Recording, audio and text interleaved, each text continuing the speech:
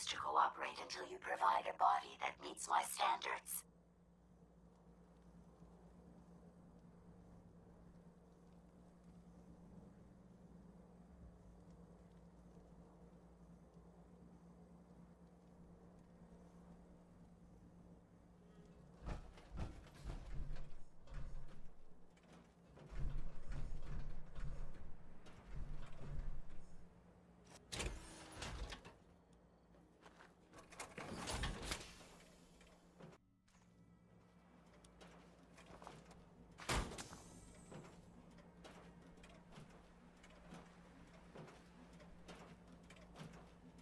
Look alive.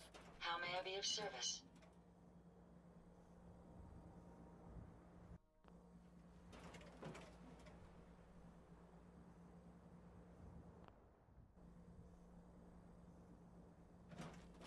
Hold position. No problem.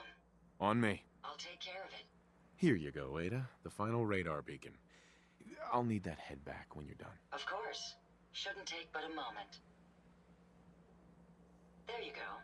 Still in one piece. I'm not sure why you want the head back. All we needed was its radar beacon. Besides, robo-brains are notorious for being, well, a real pain in the neck.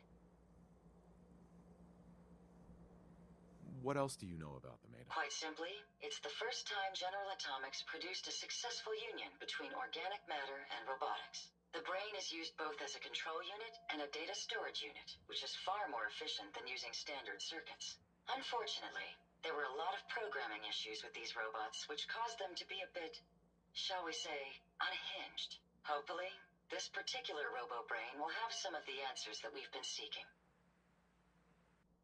A union of organic matter and robotics? Sounds an awful lot like a synth. Not at all. The robo-brain was built with a very different design philosophy in mind. General Atomics' intent was to use the human brain to augment the robot's functions, primarily to accelerate the decision-making process. Free thought and individuality was never intended. These were expressly built like soldiers, to follow orders without question. The robo-brain's unfortunate tendency towards violence and aggression should be considered more of a malfunction than a calculated decision. Now that you have the final radar beacon, will it be enough to track down the Mechanist's location? I certainly hope so.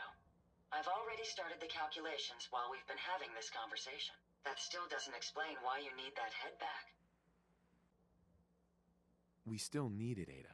I believe it can help us access the Mechanist's facility. Of course. It makes perfect sense that the Mechanist would not only keep its location a closely guarded secret, but would secure it against intrusion as well. I'm terribly sorry. I hadn't considered that possibility at all. I'm afraid when it comes to assisting humans, I'm not doing very well lately. Don't be ridiculous. If it wasn't for you, we couldn't have gotten this far already. That's kind of you to say. Ever since I let my friends die in that caravan, I feel like I've been failing in my duties. I chose the route we took the day we were attacked.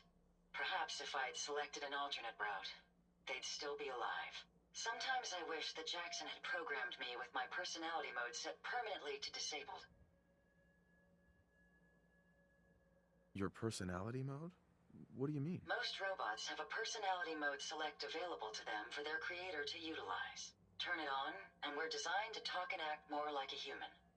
Turn it off, and we're no better than a mindless automaton. Jackson said he didn't think of me as a servitor robot. He treated me more like a friend. So he permanently set my personality mode to on. He said I should never lose my identity. I suppose I'm starting to think he was wrong.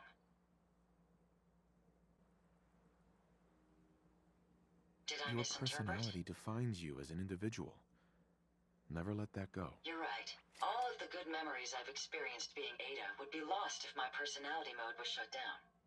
I can't afford to lose them. I really think I needed to hear that from someone else. Thank you.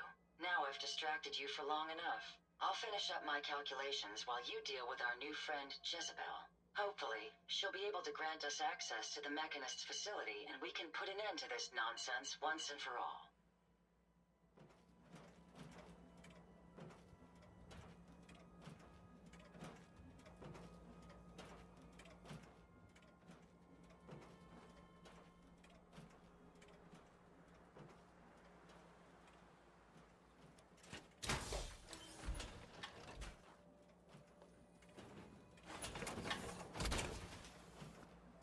robot suit should tip the balance of things in our favor.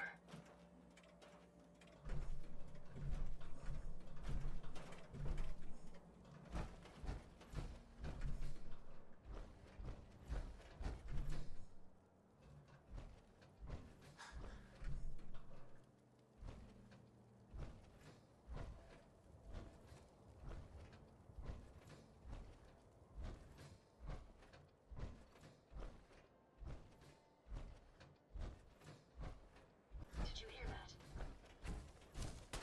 Here, over here.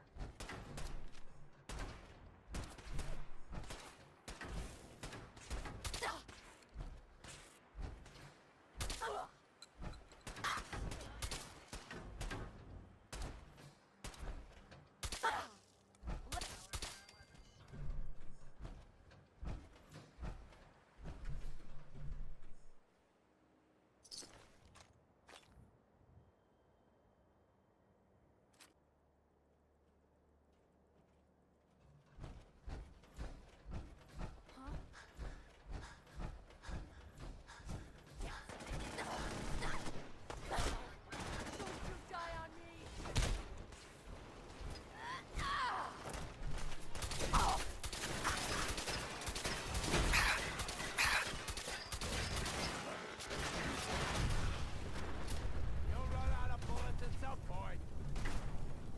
Engaging hostile target.